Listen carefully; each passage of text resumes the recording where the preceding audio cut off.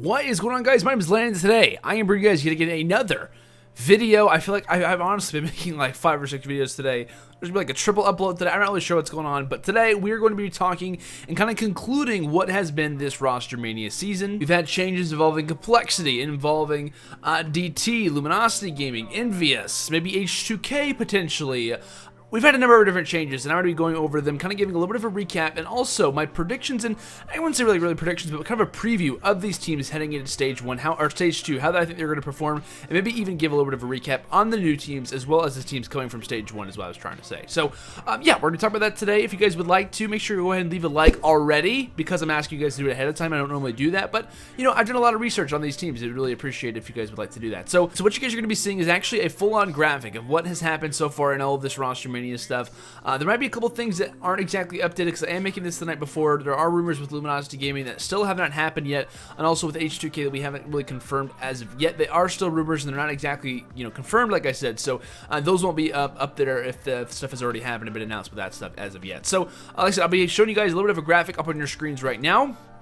And essentially, you guys will be able to see and have a link and also an annotation to a link to that video if you guys would like to see that more specifically. So, first change we ended up having, and like I said earlier, it was obviously complexity, dropping Parasite and in essence picking up Gunjar in his place. So Gunjar leaves Team Caliber, heads over to complexity. That also left Parasite in a free agent position. Next, we ended up seeing Envious actually drop half of their team, which still, I mean, there's 4 players in general, so there's only 2 of them who are dropped. Anyway, though, both Aches and TP, the duo, the most accomplished duo of all time, has been released, both to free agency, in which they picked up Apathy and John in their place. We ended up seeing actually Spacely from Luminosity Gaming end up becoming a free agent. And next we ended up having a little bit of drama with Dream Team. So I'm going to kind of cover exactly what happened with this whole thing, what exactly went on with the Dream Team roster, and kind of how things were concluded, because there was a lot of unofficial stuff that ended up happening. So the actual official things that actually did happen were both Diabolic and Cinder, who were released from this team. The whole reasoning behind one of them being released was Diabolic. Diabolic wanted and was in some ways working out a spot and working out being possibly on the Envious roster. They already had Apathy as a clear-cut spot, and they were debating on whether to choose John or Diabolic. Of course, they ended up choosing John. They went along with him. That left Diabolic in a pretty awkward position because he leaves his team. In some ways, he gets dropped as well. I'm not sure what the whole story or what really went along with that. If he said, you know what, I'm going to go find a different team, or if they found out he was trying to scout a different team, I'm not really sure. That's not really important. The only thing to note is that he was a free agent from this roster. So that's the actual for sure stuff. The unofficial things that ended up happening were that obviously the 2 remaining players who were on Dream Team were both Chino and Killa, and as a result, they ended up picking up Parasite and Spacely, who were both free agents. Like we said earlier, Parasite on free agency from Complexity, and also Spacely on free agency from Luminosity Gaming. They start playing, had their first night play very well. Actually, their hard points, they look pretty solid, and I think they played teams and scrimmed a couple teams. They looked fairly solid on hard point. They look pretty good. I was like, you know what? I'm actually kind of surprised at how well these guys are doing, despite all the role switches that they had to do to kind of complement Parasite being brought onto this team. Next things start to happen, and basically there is a meltdown from Parasite, a very childish outbreak that ended up happening. Essentially what was going down is that they were playing a scrim. I'm not really even sure who they were playing against. It might have been like Envy or something. I'm not really sure. Either way, they're playing uplink. Parasite ends up dropping like 40-18 or something like that. Killa goes like 9-25. I'm not really sure what the exact score was. And after the game, Chino kind of just talks to Parasite and says, you know what, I think you played a little bit slow that game. And like they go on for a long spree. Essentially, the whole argument of Chino saying that wasn't actually valid. In my opinion, I think if you're dropping 40-18 and you still didn't get the win, I think they end up going to overtime. You did something wrong. It doesn't matter how well you slayed out. You still didn't win. So, not that I'm like calling out anything. I wasn't able to watch the entire game. I think I watched like half of it. But still, if you're going 40-18, not hating on Parasite, not hating on anyone, but if you are going 40-18 and your team doesn't get a win, especially if you're playing uplink, that's a very, high score or high amount of kills for uplink. You are either playing pretty slow, which means you're kind of like baiting for kill, or having your teammates bait for kills, you're earning those, and you're kind of hanging back, or you're ignoring the objective, or you're absolutely having a complete mastermind of a game. And it seemed like that he wasn't really doing that with the objective. It was just mostly him kind of focusing on slaying. So they started to get into a little bit of an argument. Chino really doesn't say much at all. He just kind of points that out. And Spacely, I gotta give a massive credit to Spacely. Spacely handled the situation very, very well.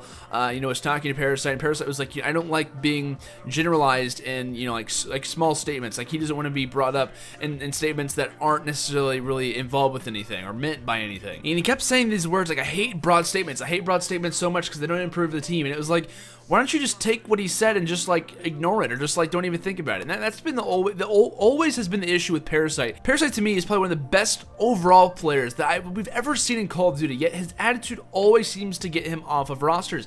That's what it constantly is. You can look at any team he's ever been on and the amount of players that he's teamed with, and the reason behind that is because of his attitude. A lot of the times he gets released isn't because of his skill, because he has great skill, and the guy's an animal when it comes into regular respawns. I mean, he's dropping 40 and 18 in an uplink, but his attitude will always get him dropped. That's going to be a continuing issue with him until he changes his attitude, until he changes that particular thing about him, because until he does, he's going to be, not playing for league teams. He had an opportunity to get on a league team. This was a solid roster that was going to be announced the next day, and the reasoning why he's not on a roster for right now, not playing for DT, is because he wasn't willing to, in some ways, ignore, or in some ways to move on and just like try to work it out. It's because he didn't want to hear it, and they were arguing, and as time went on, as the arguments kind of were brought up, Spacey was trying to control the situation.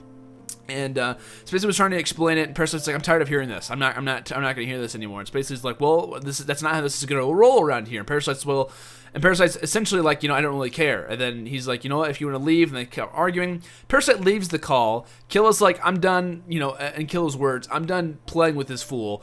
That was the whitest thing I've ever said in my entire life. And Parasite's off the team. So in one swoop of one argument, of 2 days or 3 days of practice is all down the drain because of Parasite's bad attitude. So to me, that's pretty ridiculous. I'm not at all a fan of that whatsoever. I mean, I can work out when some things aren't just working out in general. I wasn't a fan of the role switches that this team ended up making, especially Chino. Big fan of Chino's slaying ability. But if things are happening like that, I don't blame DT whatsoever for making changes and stuff. So that night, they ended up picking back up Cinder in some ways. That wasn't official at the time, but they pick up Cinder. Spacely is still on the team. Spacely announces, I believe, like earlier today for me, but at least a little bit later in the day, if not like early in the morning, that he has been asked to be released from Dream Team as well. Then they call back from Diabolic. Diabolic's like, thank God there's a spot back open, and he ends up taking the spot back as well. So in a sense, the DT team has released both Cinder and Diabolic, picked up Parasite and Spacely, dropped Parasite and Spacely, you know what I mean, like released them in some ways. Dropping Parasite, releasing Spacely, and now picked back up the same players that they dropped in the first place, meaning that the DT team, in some ways, has gone unchanged. Luminosity Gaming have also had, been in the midst of a couple changes, obviously releasing Spacely and having John, one of their teammates, leave and going over to Envious, like we mentioned earlier. So that left them looking for 2 spots. What would Replays and Saints do in this particular situation? And Luminosity result in picking up both Assault and Study. Assault coming from the C9 Eclipse roster, who ended up not qualifying through the relegation, and also picking up Study coming from Team Liquid. A very talented player is Study. It's kind of interesting as well because you do have 3/4 of the original Denial roster who ended up winning UMG Dallas back in Call of Duty Ghost, being Replays, being Study, and also being Saints. And the one player who is missing is obviously Zuma, who is currently over on FaZe Clan.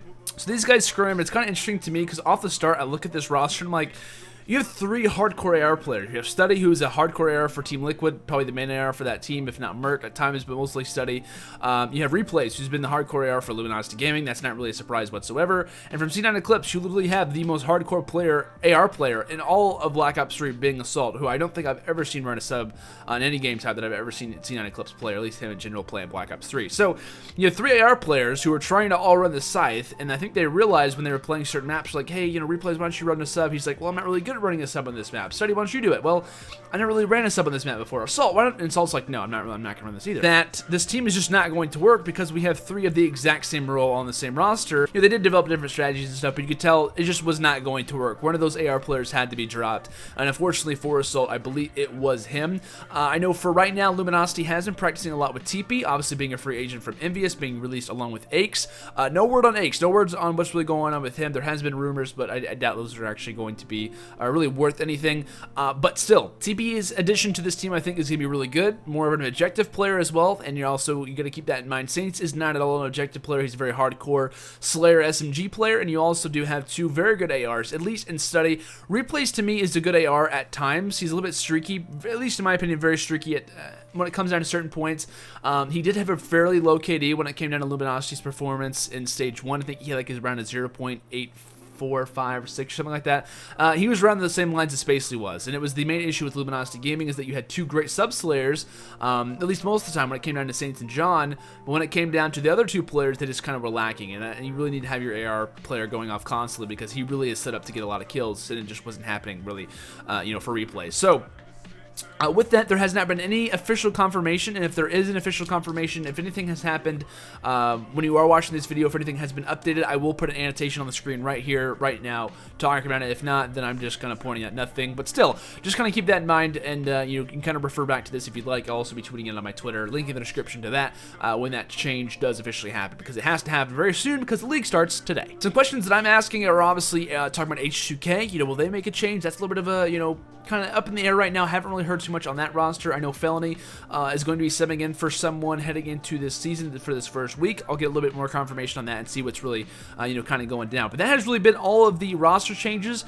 But regardless of talking about, 100 Thieves, Nate Shot's pickup of the King Poppy roster and putting them under the name of 100 Thieves now, that's not really a roster change. It's more of like an org change, but still, I'll throw that in there. So King Poppy, for those who don't know, I'll put a link on the description right now if you guys are curious. Or not a link on the description, a link on the page right now to kind of check out that video if you guys are curious to kind of recap on that. Yeah, guys, that has really been it for the roster mania up to this point. If you guys did enjoy the video, make sure to leave a like. Like I said earlier, I mentioned that earlier in the video, but it really would help me out if you guys would do so. I'm going to be having a number of different videos coming out today. I do have, what do I have coming out today? I have like the MLG video that's going to be coming out most likely in the next couple of days, if not today.